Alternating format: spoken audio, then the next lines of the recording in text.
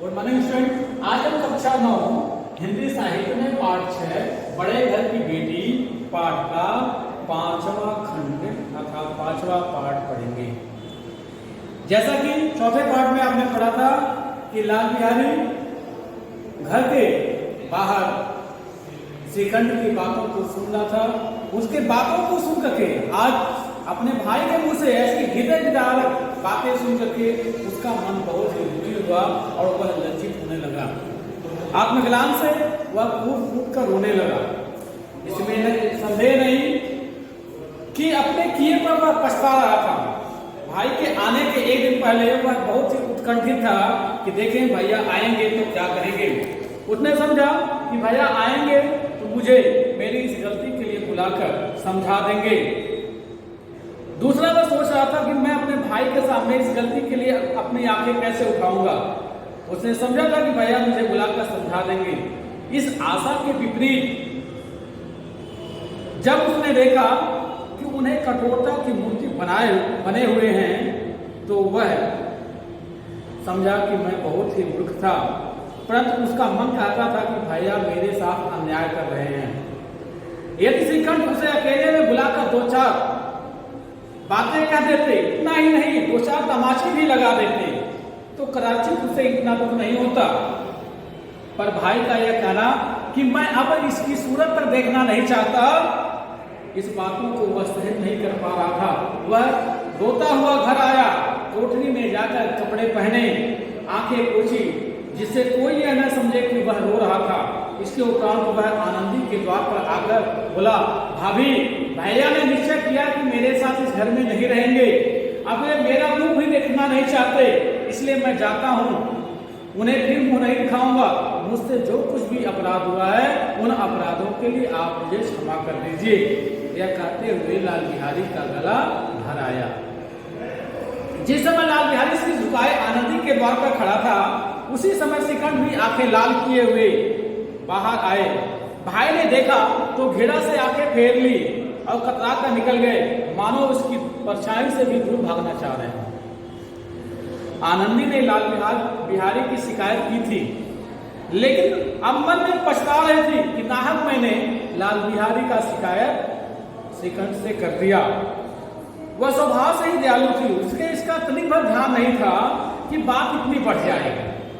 वह मन में अपने पति पर झुझला रही थी कि इतने गर्म क्यों होते हैं। जब उसने लाल बिहारी को दरवाजे पर खड़े या करते सुना कि अब मैं जाता हूँ, मुझसे जो कुछ भी हुआ उसे क्षमा कर देना, तो उसका रहा सहा क्रोध भी पानी हो गया।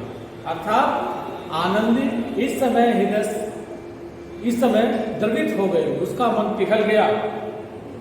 वह रोने लगी। मन का मैल धोने के लिए नए जल से उपयुक्त और कोई वस्त्र नहीं है। श्रीखंड को देखकर आनंदी ने कहा, लाल बिहारी बहुत रो रहे हैं। तो श्रीखंड ने कहा, तो मैं क्या करूं, उसने कार्य ही ऐसा किया है तो उसको रोना तो पड़ेगा ही। आनंदी ने कहा, मैं उन्हें भीतर बुला लेती हूँ, मेरी जीभ में आग लगे जिस समय मैंने आपसे उसकी शिकायत की। उसने कहा, मैं लाल बिहारी को घर के अंदर नहीं बुलाऊंगा। आनंदी ने कहा, तो पछताओगे, जब तुम्हारा भाई तुम्हारा घर छोड़कर चला जाएगा तो तुम बहुत पछताओगे। उन्हें भी बहुत ग्लानि हो रही है इस बात को लेकर के। ऐसा न हो कि वह घर छोड़कर यहाँ से चले जाएं। श्रीखंड सिंह ने न उठे। इतने में लाल बिहारी ने फिर कहा, भाभी भैया से मेरा प्रणाम कह देना, वे मेरा मुंह नहीं देखना चाहते, इसलिए मैं अपना मुंह उन्हें नहीं दिखाऊंगा। दोनों तरफ की हृदय विदारक घटनाओं और प्रसंगों का दौर चलने लगा और करुणा से दोनों की आंखें भर आई। लाल बिहारी इतना कह लौट पड़ा और शीघ्रता से दरवाजे की ओर बढ़ा। अंत में आनंदी कमरे से निकली और उसका हाथ पकड़ लिया। लाल बिहारी ने पीछे मुड़कर देखा और आंखों में आंसू भरकर बोला, मुझे जाने दो। आनंदी ने कहा, कहाँ जाओगे? लाल बिहारी ने कहा, जहां कोई मेरा मुंह न देखे मैं वहां चला जाऊंगा, लेकिन मैं अपने भाई को अपना मुंह नहीं दिखाऊंगा। मैं तुम लोगों के साथ रहने योग्य नहीं हूं। आनंदी ने कहा, तुम्हें मेरी सौगात, जब तुमने एक कदम भी घर से आगे बढ़ाया तो। अपने भाभी की यह बात सुनकर वह तुरंत ही रुक गया। जब तक मुझे यह न मालूम हो जाए कि भैया का मन भी मेरी तरफ से साफ हो गया है, तब तक मैं इस घर में कदाप नहीं रहूंगा। श्रीकंठ सिंह का हृदय भी पिघल गया। इन दोनों के वार्तालापों को सुनकर श्रीकंठ का हृदय भी पिघल गया और उन्होंने बाहर आकर लाल बिहारी को गले से लगा लिया। दोनों भाई को फूट फूट कर रोए। लाल बिहारी ने सिसकते हुए कहा, अब कभी मत कहिएगा कि तुम्हारा मुंह नहीं देखूंगा। इसके सिवा आप जो भी कोई दंड मुझे देंगे, मुझे वह दंड आपका मंजूर रहेगा, स्वीकार कर लूंगा। मैं उसे खुशी के साथ स्वीकार कर लूंगा। श्रीकंठ ने कांपते हुए स्वर में कहा, लल्लू, इन बातों को बिल्कुल भूल जाओ। ईश्वर चाहेगा तो फिर ऐसा अवसर कभी नहीं आएगा कि हम कभी दोनों को कभी किसी बात को लेकर के जुदा होना पड़े।